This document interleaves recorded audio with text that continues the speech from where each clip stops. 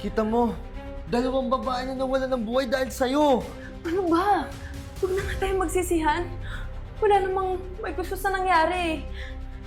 May 3 araw pa tayo para ayusin to. At tandaan nyo, pag lumabas to, tayo yung malalagot sa batas.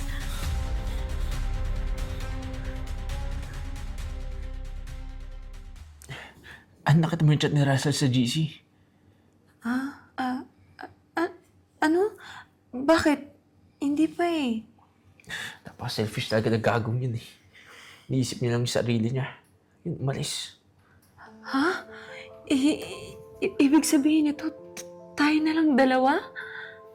Yun na nga eh. Paano tayo nito?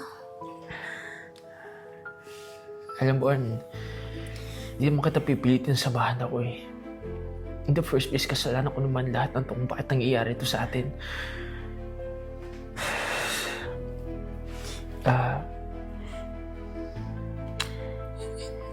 Iniisip lang din naman kita eh. Hindi ko naman pipilitin kung natatakot ka, kung gusto mo na umuwi. Iyan, hindi.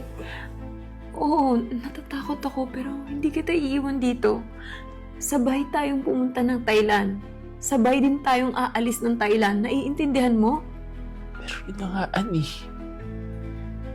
Hindi ko na alam yung gagawin ko. Iyan, huwag mong isisi ang lahat ng nangyari sa sarili mo, okay?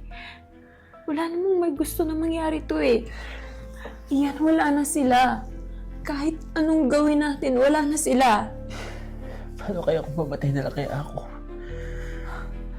Hindi. Iyan. Hindi. Hindi ka mamamatay. Wala nang mamamatay. Andito pa ako. Tutulungan kita. Pero hindi ko na alam yung gagawin ko.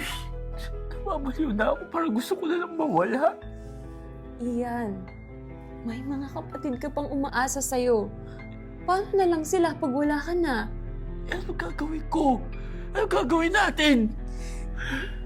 Naalala mo yung sinabi ko kahapon? Oo. Papayag ka na ba? Kahit di ko may gustuhin. Pero kung yun natatanging paraan para sa mga kapatid ko, sige, papayag ako.